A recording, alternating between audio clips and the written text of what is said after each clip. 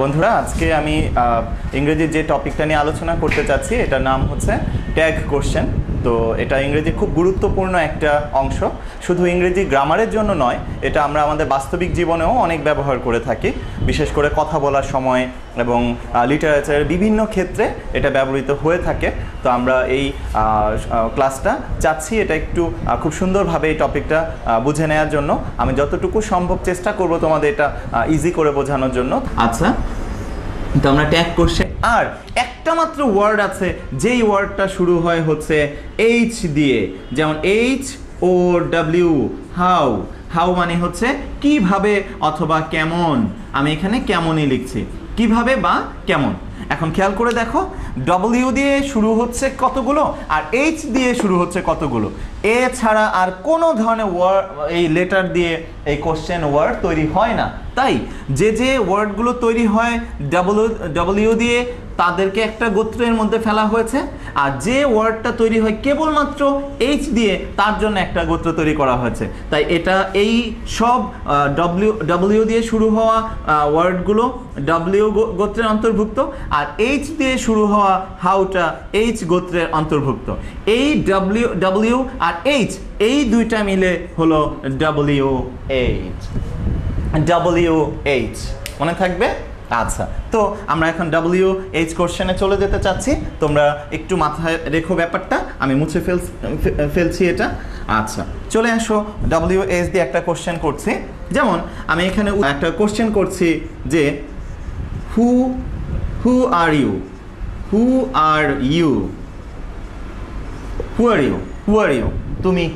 তুমি কে অথবা আপনি কে। ঠিক আছে, এখন খেয়াল করে দেখো, হু আর ইউ বলেছি যে আপনি কে অথবা তুমি কে।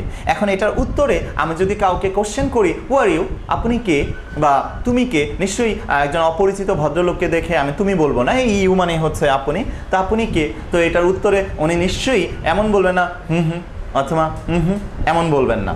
তো উনি নিশ্চয়ই এটা একটা উত্তর দিবেন। উনি হয়তো বলতে পারেন যে I M A doctor or I M a teacher, হ্যাঁ, যে আমি একজন ডাক্তার অথবা আমি একজন শিক্ষক।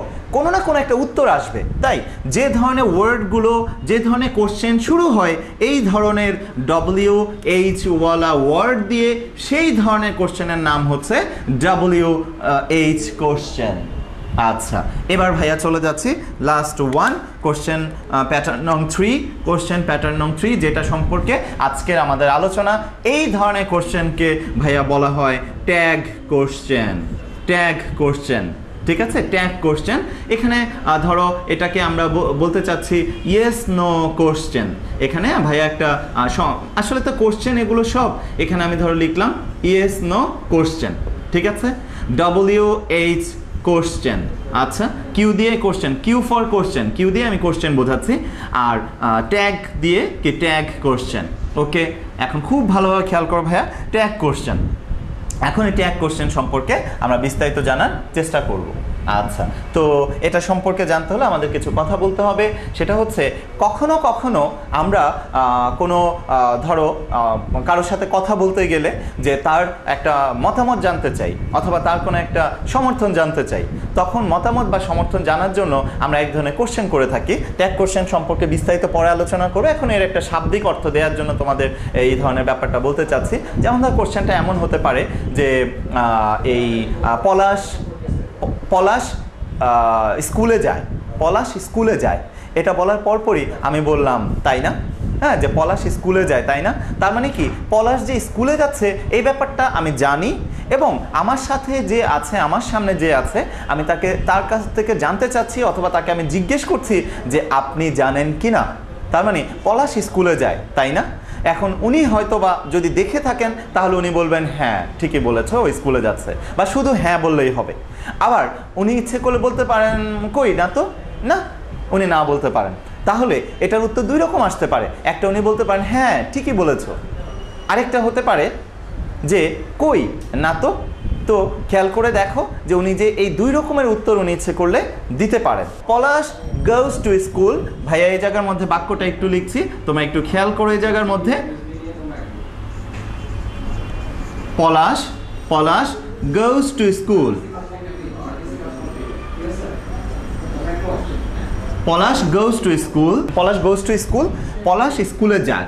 এরপরেই আমি এখন অতিরিক্ত একটা অংশ যোগ করতে চাচ্ছি, ডাজন্ট হি, ডাজন্ট হি, আমি এখানে ডাজন্ট হি অংশটা অতিরিক্ত লাগিয়ে দিলাম। তাহলে টোটাল বাক্যটা অর্থ কি দাঁড়ায়?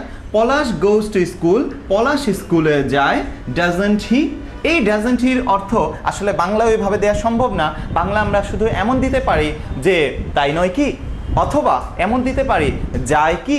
তাহলে এখানে নট থাকলেও মানে তাই নয় কি বলতে পারি, অথবা তাই কি বলতে পারি, অথবা এই যায় কি বলতে পারি। তো ধরো এটা টোটাল বাংলার অর্থটা হচ্ছে পলাশ স্কুলে যায়, তাই নয় কি, পলাশ স্কুলে যায়, যায় কি, এরকম ধরনের একটা অর্থ হবে। তো এখন বন্ধুরা খেয়াল করে দেখো, এই যে এই সেন্টেন্সের মধ্যে মজার ব্যাপার যেটা, সেটা হচ্ছে এই পেছনের এই অতিরিক্ত অংশটাই হচ্ছে আমাদের কি কোশ্চেন। পেছনের এই অতিরিক্ত অংশটাই আমাদের কোশ্চেন, আগের যে অংশ এটা কোনো কোশ্চেন নয়। মজার ব্যাপার হচ্ছে কিছু কিছু সময় এই বাচ্চাদেরকে দেখবে পরীক্ষায় কোশ্চেনের সাথে উত্তর দিয়ে দেওয়া হয়। যেমন প্রথমে কিছু শূন্যস্থান দেয়, শূন্যস্থান দিয়ে শূন্যস্থানের ওপরে কিন্তু এই শূন্যস্থানে বসানোর ওয়ার্ডসগুলো দিয়ে রাখে। তো যে ছেলে বুদ্ধিমান সে আগেই বাসায় হয়তো বা পড়ে রেখেছে, সে ওইটা দেখে দেখে পটপট শূন্যস্থান পূরণ করে ফেলে। তো আমরা আজকে এই মানে ইন্টারমিডিয়েট বা এসএসসি লেভেলে এসে সেই রকম একটা জিনিস পেয়ে যাবো, সেটা হচ্ছে এটা এমন এক ধরনের কোশ্চেন যে কোশ্চেনের মধ্যে উত্তরটা দেওয়া আছে। যেমন ধরো পলাশ গোজ টু স্কুল, তাই এই ডাজন্ট হি, পলাশ স্কুলে যায়, তাই নয় কি। তুমি কিন্তু বলেই দিয়েছো পলাশ স্কুলে যায় এবং সাথে সাথে বলছো তাই নয় কি। তো এটার উত্তর তুমি কি দিবে বলো তো? তুমি তো বলে দিয়েছো পলাশ স্কুলে যায়, তাহলে উত্তর হবে হ্যাঁ, হ্যাঁ পলাশ স্কুলে যায়। হ্যাঁ ঠিকই বলেছেন, ও তো ভালো ছেলে, রেগুলার স্কুলে যাচ্ছে। তাহলে কি আমরা এই জায়গার মধ্যে একটা সমর্থন দিলাম, যে বক্তা আমার কাছ থেকে জানতে চাচ্ছেন তাকে আমি সমর্থন দিলাম যে হ্যাঁ ও স্কুলে যাচ্ছে, ঠিকই বলেছেন।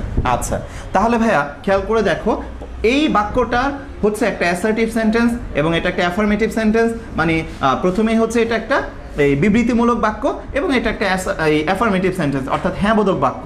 তারপরে আমরা একটা অতিরিক্ত অংশ তার সাথে জুড়ে দিলাম। খেয়াল করে দেখো, এই জুড়ে দেয়া এই অতিরিক্ত অংশটাই হচ্ছে আমার প্রশ্ন, এটাই হচ্ছে আমার প্রশ্ন। এই বাম দিকের এটা কোনো প্রশ্ন নয় এবং এটা প্রশ্নের কোনো অংশও নয়, এটাই প্রশ্ন।